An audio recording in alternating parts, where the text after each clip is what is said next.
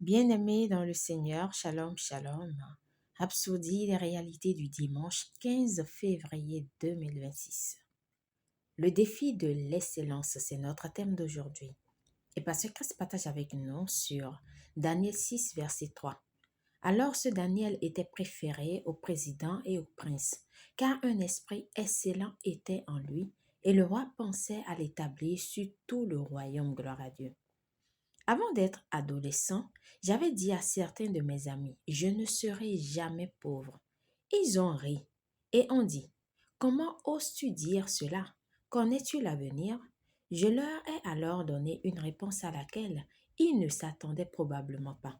Je leur ai dit que l'une des raisons pour lesquelles je savais que je ne serais jamais pauvre était que je savais cirer les chaussures et laver les voitures aussi. À l'époque, je nettoyais les chaussures de mon père et je lavais ses voitures et j'étais très douée pour cela car j'avais appris de lui. Même enfant, j'apportais déjà une valeur ajoutée à ma personne. J'ai acquis des compétences, développé des aptitudes et j'étais déterminée à être excellent dans tout ce que je faisais. Et l'excellence n'est pas seulement une question de compétences, c'est une question de mentalité. La Bible parle de Daniel qui avait un esprit excellent et le roi a fait de lui un dirigeant à cause de cela. L'excellence vous promeut. Alléluia. Dans tout ce que vous faites, refusez la médiocrité. Développez votre intelligence, élargissez vos connaissances, étudiez, lisez, apprenez et grandissez. L'excellence exige de la diligence et du travail acharné, mais cela en vaut la peine. Même votre façon de vous habiller doit refléter l'excellence de Christ. Vous êtes de la royauté. Vous êtes un enfant du roi. Par conséquent, habillez-vous avec soin.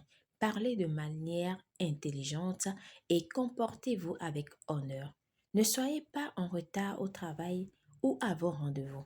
Arrivez tôt, planifiez votre journée et efforcez-vous d'être toujours en avance.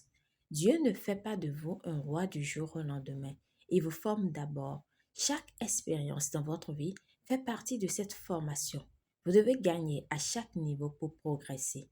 Si vous êtes un leader, investissez-vous davantage dans votre leadership. Si vous enseignez ou dirigez une cellule, étudiez davantage et rendez vos réunions plus riches et plus impactantes. Que les gens voient de la croissance en vous. Ne soyez pas la même personne que l'année dernière. Grandissez, améliorez-vous et avancez.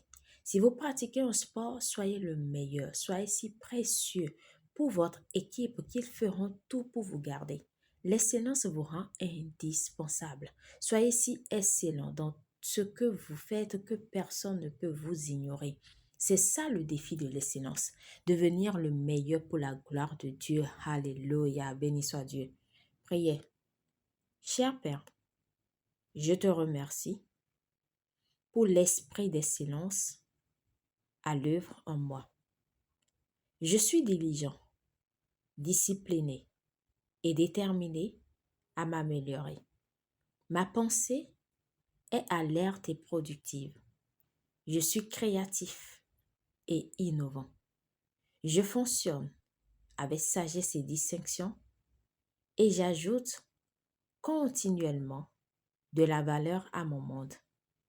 J'essaie dans tout ce que je fais. Au nom de Jésus, Amen. Pour une étude approfondie, nous lisons Proverbes 22, verset 29, Philippiens 3, verset 13 à 14, Colossiens 3, verset 23. Nous aimerions vous donner l'opportunité maintenant de recevoir le Seigneur Jésus-Christ dans votre cœur, de le recevoir comme votre Seigneur et Sauveur. Vous devez juste croire en lui et confesser de votre bouche. Alléluia.